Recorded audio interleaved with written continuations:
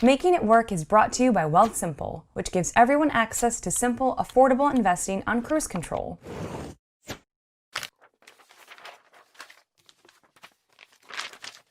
Something I've been struggling with over the last 2 months is that my life has gotten more expensive. I haven't moved. My rent is still reasonable compared to rent prices in New York City, and my utilities haven't gone up.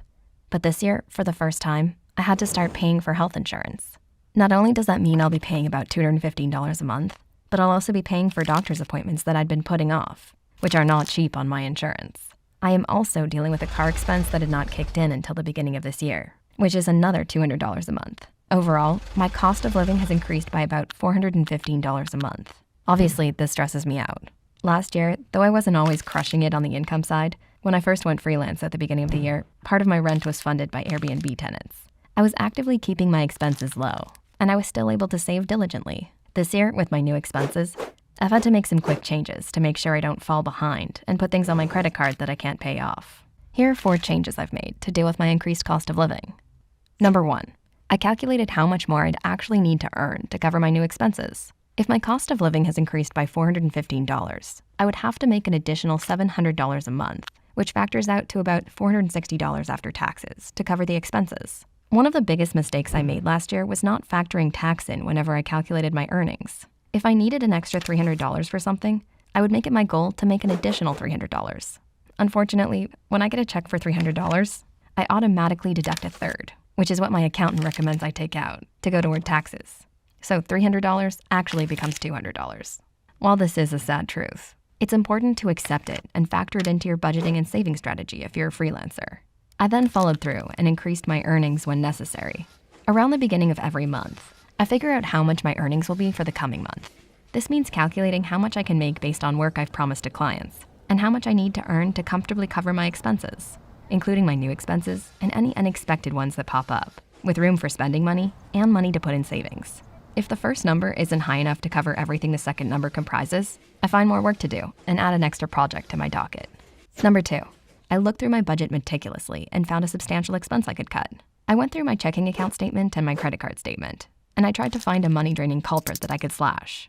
I was successful. I was paying $130 a month for a storage unit because I moved from a large place to a smaller place and had furniture I couldn't part with but couldn't fit into my apartment. I got the storage unit on sale for $100, but in the last few months, they'd started aggressively raising the price on me. I decided it would be best to spend the money up front to rent a U-Haul and save money on the storage unit in the long term. With the help of a few friends and my boyfriend, we took one Saturday in early February and cleared out the storage unit. I split the furniture between Goodwill, my place, and my boyfriend's place. My roommate and I are still trying to figure out what to get rid of in our overcrowded living room. But on the plus side, that's $130 I can now use towards my new expenses. Number 3, I also made unnoticeable changes to my monthly budget. While combing through my budget, I also tried to identify spending areas that I could trim down. I did this about 6 months ago, so my food, entertainment, and utilities budgets are already fairly low. But after the holidays, I got more lax about adhering to those budgets than I should have. I decided to tighten up by taking away a not too noticeable amount for my food and entertainment category, about $60.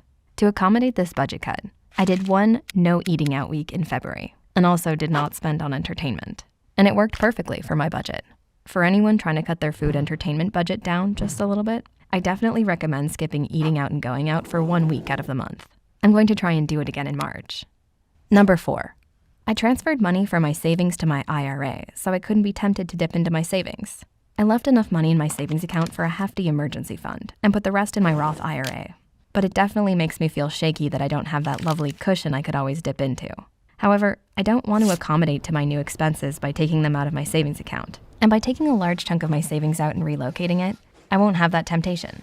I'm equally glad that I moved my money because I don't want to rest on my laurels when it comes to savings. Even though my new budget has presented some challenges, I want to make sure I'm not throwing my savings plan out the window in order to accommodate my new expenses. By ensuring that I can't see a portion of the money I saved last year, I can guarantee that I won't let myself off the savings hook. Finding wiggle room in your budget is easier when you have a plan in place for the money you save. For instance, with Wealthsimple, you can finally open up the investment account you've kept putting off and start taking care of your future.